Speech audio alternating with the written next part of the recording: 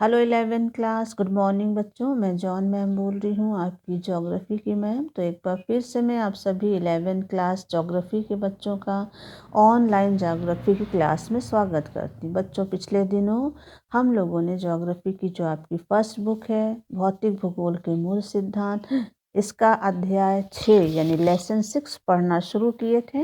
और लेसन है आपका भू आकृतिक प्रक्रियाएं। इसका भाग 1 हम लोगों ने पढ़ लिया था। आज के वीडियो में हम लोग भाग 2 के बारे में पढ़ेंगे। भाग 1 में हम लोगों ने शुरू किया था जो भू आकृतिक प्रक्रियाएं हैं, यानी जो बल हैं जो हमारी पृथ्वी के धरातल पर कार्य करते हैं। उन बलों में हम लोगों ने आंतरिक बल और बाह्य बल के बारे में पढ़ना शुरू किया।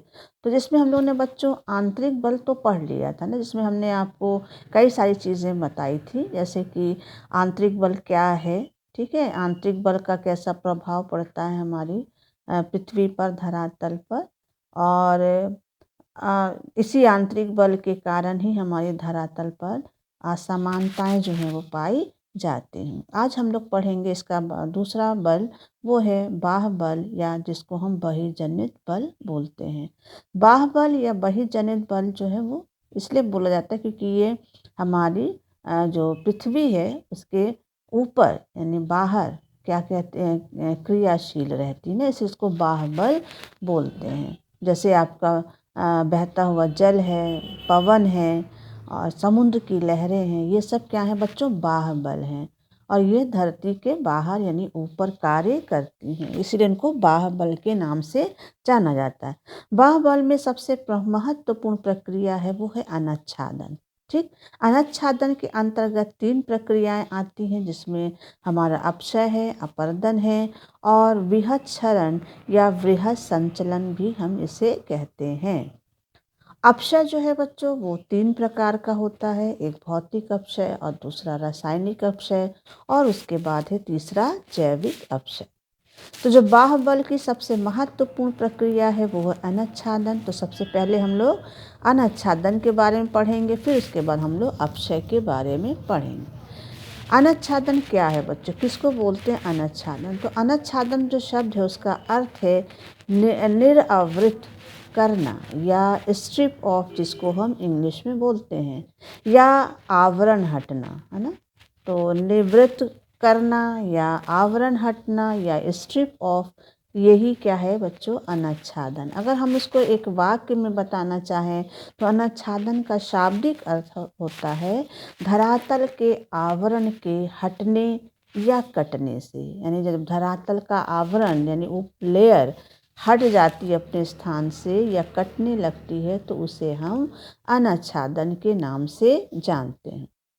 अनच्छादन के अंतर्गत बच्चों मुख्यतः दो प्रकार की प्रक्रियाएं होती हैं। एक प्रक्रिया जिसको हम स्थैतिक प्रक्रिया बोलते हैं, है ना, और या अपक्षय के नाम से जानते हैं। और दूसरी प्रक्रिया है गतिशील प्रक्रिया या जिसे हम अपर्दन के नाम से जानते हैं। ठीक, इस स्थैतिक प्रक्रिया क्या है, यानी स्थैतिक प्रक्रिया किसको बोलते हैं? तो स्थैतिक प्रक्रिया इसलिए बोला जाता है कि ये प्रक्रिया एक ही स्थान पर होती, स्थिर रहती है, इसलिए इसको स्थैतिक प्रक्रिया बोलते हैं। इस प्रक्रिया में चट्टान जो होती है बच्चों, शैल अपने ही स्थान पर क्या होती हैं, टूट फूट कर चूरा मात्र यानी टूट फूट कर चूरा मात्र क्या होती हैं, हो जाती हैं और अपने ही स्थान पर टूटने के बाद पड़ी रहती हैं, इसलिए इसे स्थैतिक प्रक्रिया कहते हैं। इस प्रक्रिया में आपका ताप है, वर्षा है, तुषार यानी पाला, वनस्पति, जीव जंतु आदि कारक जो हैं वो महत्वपूर्ण योगदान देते हैं स्थैतिक प्रक्रिया में। ठीक है, और इसी स्थैतिक प्रक्रिया को हम अपक्षय के नाम से भी जानते हैं या अपक्षय कहलाती है ये प्रक्रिया। दूसरी प्रक्रिया कौन सी है आपकी अनच्छादन में? अनच्छादन के अंतर्गत दूसरी प्रक्रिया आती वो है गतिशील प्रक्रिया। गतिशील इसलिए बोला जाता है कि इसमें चट्टानों के जो टूटे हुए पदार्थ होते हैं या चूर्ण होते हैं, कण होते हैं, वो परिवहन उनका क्या होता है बच्चों, परिवहन और निक्षेपण होता है, यानी वो उस स्थान से हटाकर दूसरे स्थान पर ले जाए जाते हैं। इसलिए इस प्रक्रिया को गतिशील प्रक्रिया कहा जाता है। और ये कार्य कौन करता है? ये कार्य करता है हमारा प्रवाहित जल, जैसे नदियाँ हैं, वर्षा का जल है, पवन, हिमनद यानी हिमानी, और भूमिगत जल, है ना। और इसके अलावा समुद्र की लहरें, ये कारक हैं जिनके द्वारा ये गतिशील प्रक्रिया जो है वो क्या की जाती है। गतिशील प्रक्रिया को अपर्दन के नाम से भी जाना जाता है, या इस गतिशील प्रक्रिया को अपर्दन भी कहा जाता है।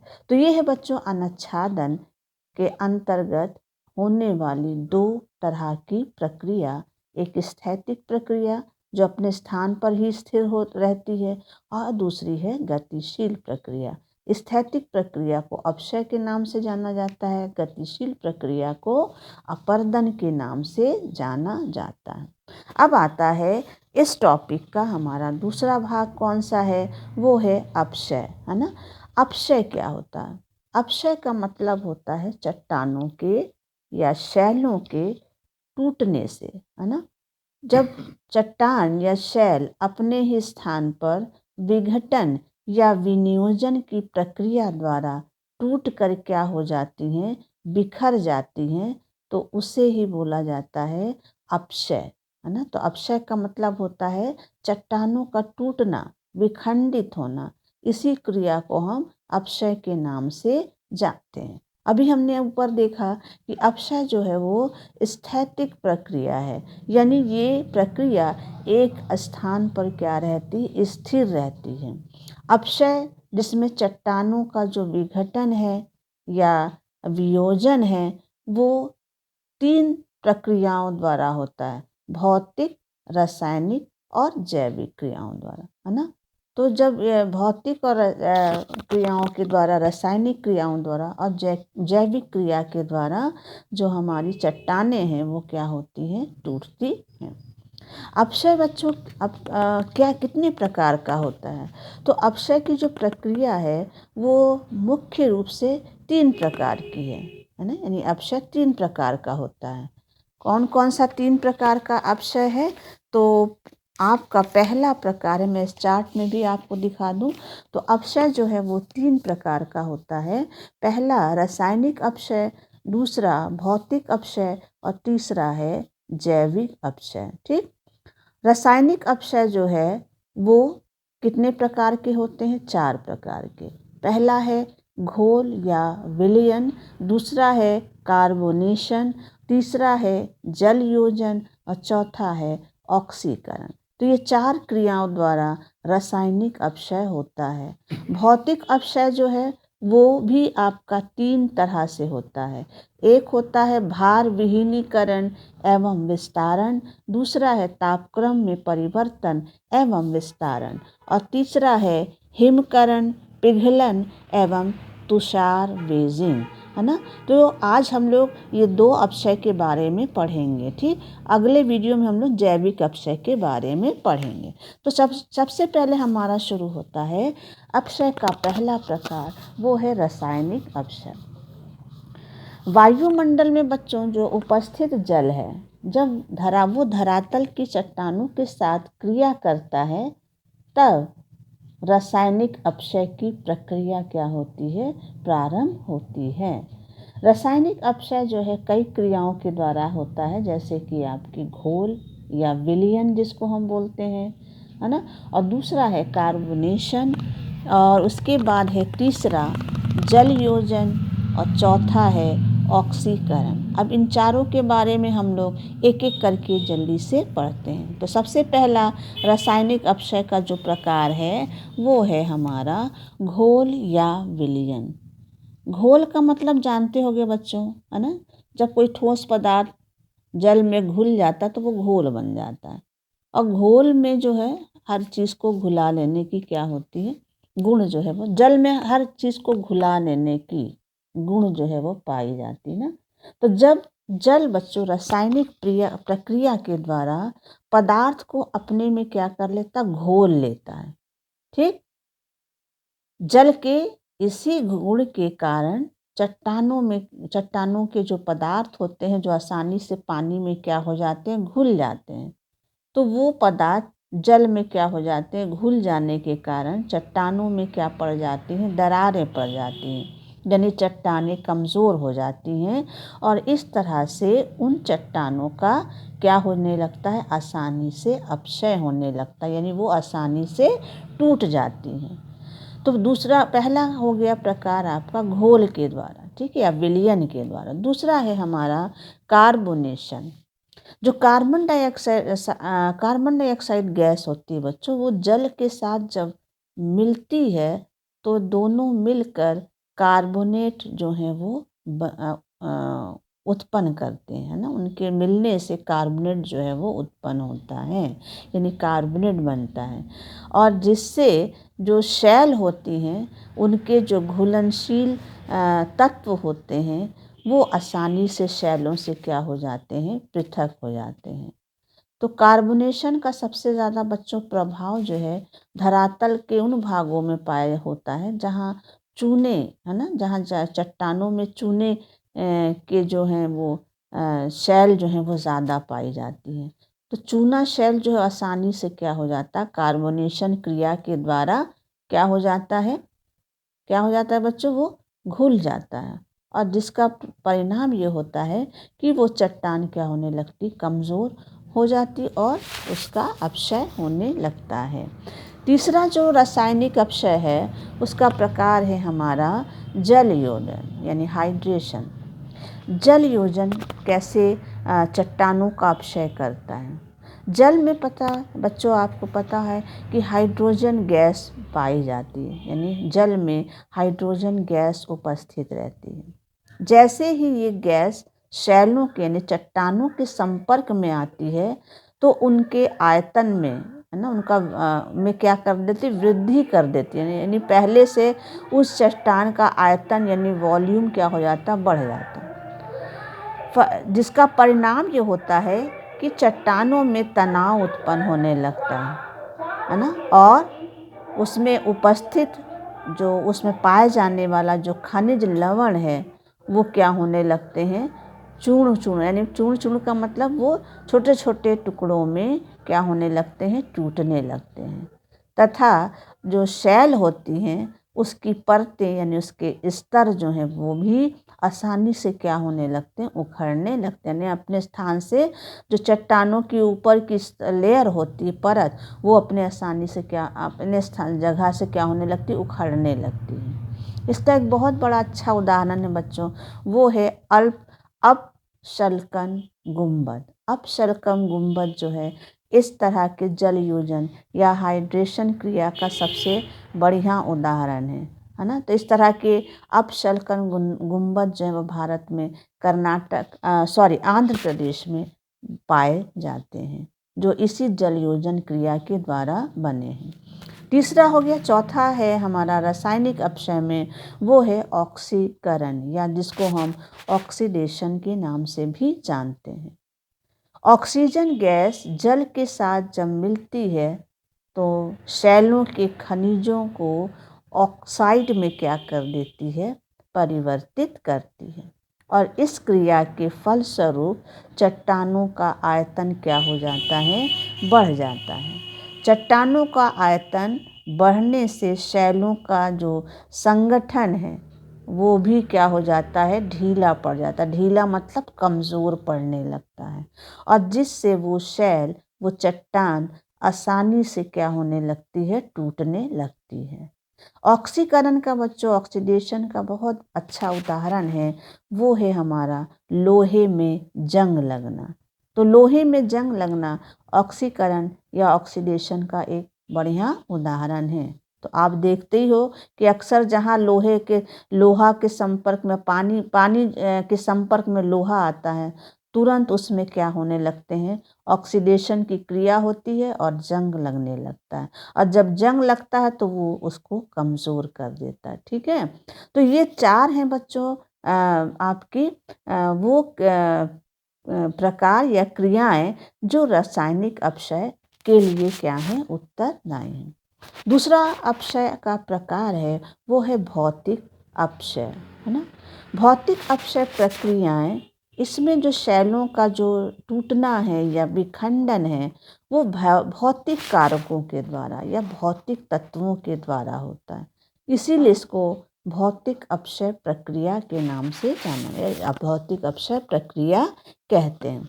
भौतिक अपक्षय प्रक्रिया जो है वो 3 प्रकार की होती है।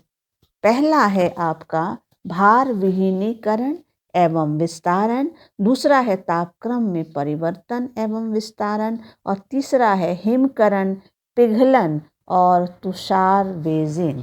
तो ये 3 हमारे क्या हैं, भौतिक अपक्षय के प्रकार हैं। सबसे पहला है भार विहीनीकरण एवं विस्तारण। जो शैलों की या चट्टानों की जो ऊपरी परत है उसके अपर्दन के कारण, जब उनका ऊपरी लेयर का ऊपरी परत का अपर्दन हो जाता है तो शैलों पर भार हटने का, तो शैलों का भार मतलब जब लेयर हट जाती है तो जो नीचे की परतों को जो सुरक्षा देती है जो लेयर, है ना, उसके हटने से क्या होता है, फिर शैल क्या हो जाती है, कमज़ोर हो जाती है। और जिसका कारण क्या होता है, जिसका परिणाम क्या होता है कि शैलों का विघटन हो जाता है। यानी विघटन हो जाता मतलब वो शैल क्या होने लगती, टूटने लगती हैं, यानी परतों के रूप में, लेयर के रूप में वो क्या होने लगती हैं, वहाँ से उसकी शैलों की जो परतें हैं वो हटने लगती, टूटने लगती हैं, और धीरे धीरे इनका आकार क्या होता जाता है, बाहर। तो भार विहीनी का मतलब यही है कि अगर कोई शैल है और उस चट्टान है उसके ऊपर की लेयर जब कमज़ोर होकर अपर्दन की क्रिया के द्वारा, है ना, कटाव की क्रिया के द्वारा वो कट कर हट जाती है, तो ऊपर की लेयर हटने से जो नीचे की लेयर है वो आसानी से क्या हो जाती है, कमज़ोर होने लगती है, और वो भी अपने स्थान से क्या हो जाती है, टूटने लगती है। तो धीरे धीरे इसका आकार, इसका विस्तार क्या होता जाता है, बढ़ता जाता है। तो भार विहीनी का मतलब जब ऊपर की लेयर हट जाए तो आसानी से नीचे की लेयर भी क्या होने लगती है, कमज़ोर होकर टूटने लगती हैं। दूसरा आता है वो है हमारा तापक्रम में परिवर्तन एवं विस्तारण। तापमान बच्चों भौतिक अपक्षय का एक बहुत महत्वपूर्ण कारण माना जाता है अपक्षय के लिए, है ना, क्योंकि तापमान का जब तापमान घटता है या बढ़ता है तो उससे का प्रभाव शैलों पर पड़ता है, क्योंकि शैल तापमान के घटने और बढ़ने से शैल यानी चट्टान जो है वो उनका प्रसार होता है और संकुचन, यानी जब तापमान क्या होता है, ज़्यादा होता है, बढ़ता है, तो चट्टानों यानी शैलों का प्रसार होता, मतलब चट्टानें फैलती हैं। और जब तापमान घटता है ना, कम होता है, तो जो चट्टानें होती हैं उनमें संकुचन होता, मतलब वो सिकुड़ती हैं। और धीरे लगातार ये क्रिया होने से, प्रसार और संकुचन की क्रिया होने से धीरे धीरे वो शैल क्या होने लगती है, कमज़ोर होने लगती है, और धीरे धीरे उसके कमज़ोर होकर उसके कण क्या होने लगते हैं, वो टूटने लगते हैं, यानी वो आसानी से क्या होने लगती है, विखंडित होने लगती है। तो तापमान जो है वो भौतिक अपक्षय का सबसे मुख्य कारण जो है वो माना जाता। दूसरा हो गया, तीसरा कारण क्या है, तीसरा भौतिक अपक्षय का प्रकार है वो है हमारा हिमकरण, पिघलन एवं तुषार बेजिंग। हिमकरण से शैलों में दबाव बढ़ता है। हिमकरण मतलब कि जब बर्फ़ जमने लगती, खास तौर से जो ठंडे प्रदेश हैं जहाँ ठंड बहुत ज़्यादा पड़ती है, तो शैलों में जब जल जो है वो बर्फ़ बन जाता है, यानी हिम के रूप में जमने लगता है, तो शैलों पर दबाव बढ़ता है ना, जिससे शैल क्या होने लगती हैं, कमज़ोर होने लगती हैं, ठीक। और जब शैलें कमज़ोर होने लगती हैं तो वो क्या होती हैं बच्चों, टूटने लगती हैं। तो जैसे शैलों की जो चट्टानों की जो संधियाँ होती हैं, जैसे मान लीजिए कोई शैल है, शैल की जो संधियाँ होती हैं, इन दरारों में जो पानी रहता है दिन में, वो रात में क्या हो जाता, बर्फ़ बन जाता ठंड के कारण, है ना। अब बर्फ़ जो होता है वो सॉलिड होता है, वो दबाव डालता है चट्टानों की दरारों पर और रात में दरारें फैल जाती हैं। लेकिन फिर अगले दिन जब दिन होता है, तापमान बढ़ता है, तो यही बर्फ़ दरारों में पिघल जाता, पानी बन जाता है, फिर दरारें सिकुड़ जाती हैं। फिर रात में ये क्रिया, तो दिन रात ये क्रिया होने से जो शेल होती है वो धीरे धीरे क्या हो जाती है, कमज़ोर होने लगती और छोटे छोटे टुकड़ों में क्या हो जाती है, टूट जाती है।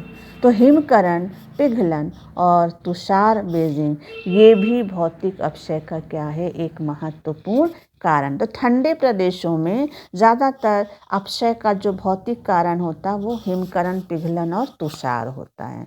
तो ये है बच्चों भौतिक अपक्षय के 3 प्रकार। एक है भार विहीनीकरण और विस्तारण, दूसरा तापमान में परिवर्तन एवं विस्तारण, और तीसरा है हिमकरण, पिघलन एवं तुषार बेजिंग।